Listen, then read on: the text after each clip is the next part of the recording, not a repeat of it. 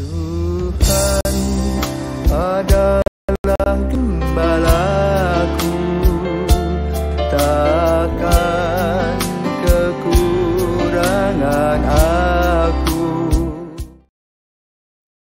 Saudara Yesus, selamat pagi. Salam jumpa lagi dalam Sabda Siap Saji. Jumat 31 Maret 2023. Marilah kita berdoa dalam Bapa, Putra, dan Roh Kudus. Amin. Tuhan Yesus Kristus, Putra Allah yang hidup, Engkau menunjukkan Bapa kepada kami, Engkau melakukan pekerjaan-pekerjaan Bapa yang adalah kasih. Engkau senantiasa bersatu dengan kami setia melakukan karya kasih dalam hal-hal yang kecil yang kami hadapi sehari-hari agar memuliakan Bapa dalam setiap langkah hidup kami. Dengan pengantaran Kristus Tuhan kami. Amin. Tuhan bersamamu Dan bersama rohmu. Inilah Injil Yesus Kristus menurut Yohanes. Dimuliakanlah Tuhan. Yohanes bab 10 ayat 31 sampai dengan 42. Sekali peristiwa orang-orang Yahudi mau melempari Yesus dengan batu. Tetapi kata Yesus kepada mereka, banyak pekerjaan baik yang berasal dari Bapa-Ku. Kuperlihatkan kepadamu, manakah di antaranya yang menyebabkan kamu mau melempari aku dengan batu? Jawab orang-orang Yahudi itu, bukan karena suatu perbuatan baik maka kami mau melempari engkau, melainkan karena engkau menghujat Allah dan karena engkau menyamakan dirimu dengan Allah meskipun engkau hanya seorang manusia. Kata Yesus kepada mereka, tidakkah ada tertulis dalam kitab Tauratmu, Aku telah berfirman kamu adalah Allah, padahal kitab suci tidak dapat dibatalkan.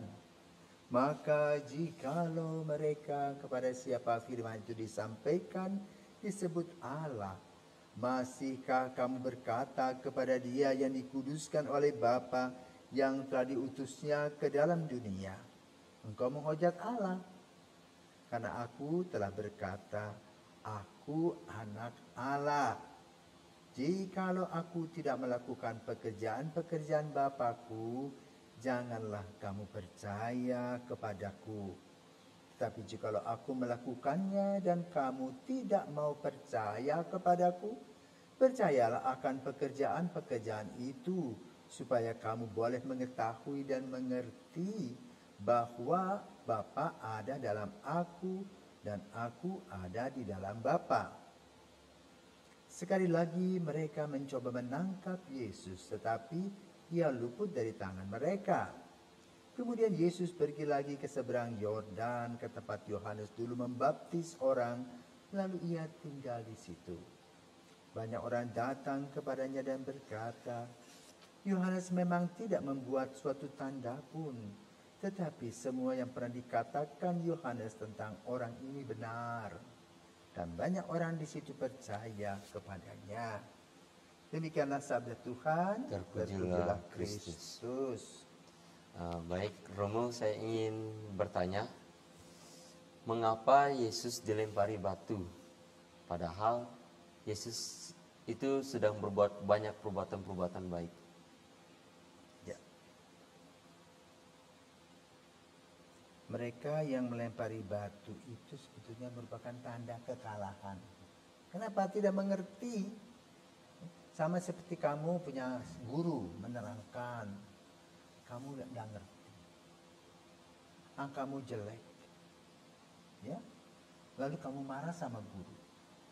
Bukan kamu bertanya, kenapa? Kok aku tidak bisa menyelesaikan soal-soal itu?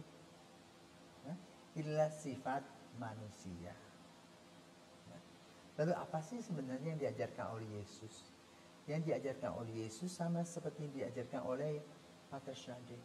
Aje what ajis. Kerjakanlah apa yang bisa dan harus kamu kerjakan. Dan disinilah Yesus menguraikan tentang apa yang Dia sudah kerjakan. Dengan maksud supaya orang bisa memahami dan mengambil sebuah keputusan dan kesimpulan. Jadi boleh katakan Yesus ini pamer. Aku telah berbuat begini, begitu. Dan perbuatanku itu untuk melakukan kehendak Bapa. Dan di sanalah Yesus menggambarkan relasi yang begitu erat dengan Bapa, sehingga dia tidak mau sedikit pun mengecewakan Bapa. Karena itu dia menerangkan siapakah dia. Tapi kita yang mempunyai pendengaran yang samar-samar, tidak jelas. Kenapa? Hati kita tertutup, maka kita hanya melihat kekurangan Yesus. Di mana dikatakan bahwa Yesus menghujat Allah, mengaku-ngaku diri Allah. Yesus yang betul-betul dialami oleh para murid itu, Yesus asli, tidak seperti yang ada akhir-akhir ini, seorang bapa di Afrika yang mengaku diri Yesus. Nah, lalu umatnya itu akan menyalibkan dia. Apa yang dia buat? Lari dia ke polisi melaporkan diri bahwa dia mau dibunuh, padahal dia memproklamirkan diri sebagai Yesus. Nah, kalau Yesus itu kan kayak Yesus KW, tapi Yesus yang asli ini dia mengatakan yang benar tentang dirinya dan dia tidak tambah macam-macam. Tapi lalu bagaimana kita menerimanya? Kan pada zaman sekarang pun juga, pada abad kita saja, tidak semua orang menerima Yesus. Apalagi pada zaman dulu.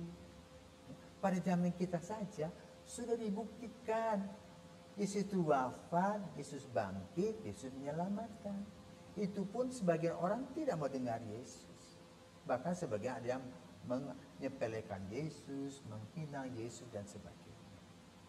Ya. Nah, kembali kepada konteks pembicaraan.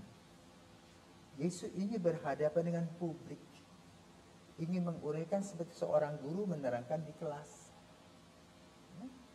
Tetapi mereka tidak memuat pengertian. Karena mereka berpikir tentang apa yang mereka pikirkan, bukan mereka mendengar dan membuka hati. Itu kunci persoalan. Sehingga mereka salah dengar, sepotong-sepotong. Ya. Karena di dalam ini pada hari ini kita juga mendengarkan bahwa sebagian publik yang berdebat kursi dengan Yesus itu orang yang menutup diri.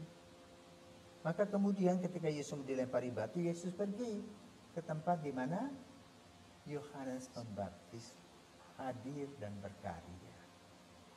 Dan mereka di sana melihat, ya, dan mengatakan apa? Memang Yohanes tidak membuat apa-apa tanda-tanda yang jelas. Tetapi tentang apa yang dikatakan tentang Yesus itu benar. Kenapa? Yohanes membuka pikiran dan hati sehingga bisa menangkap siapakah Yesus. Ya? Dan orang-orang yang sekitar Yordan itu percaya. Maka lalu kita diajarkan untuk melihat ada dua kelompok. Yang satu tutup mata, tutup hati, tutup telinga, hanya berpikir dirinya sendiri, dengan hasil menolak Yesus. Yang kedua terbuka, mendengarkan, menganalisa, menyimpulkan dan percaya. Sekarang Anda silahkan mau pilih yang mana. Yang satu yang percaya, yang satu yang mau membunuh Yesus. Ya? Dan inilah saatnya di mana kita menganalisa keadaan kita. Apakah kita betul mau mengkhianati Yesus atau kita mengasihi Yesus dalam doa dan karya kita dalam persiapan Paskah. Selamat mempersiapkan Paskah. Semoga berbahagia. Selamat pagi.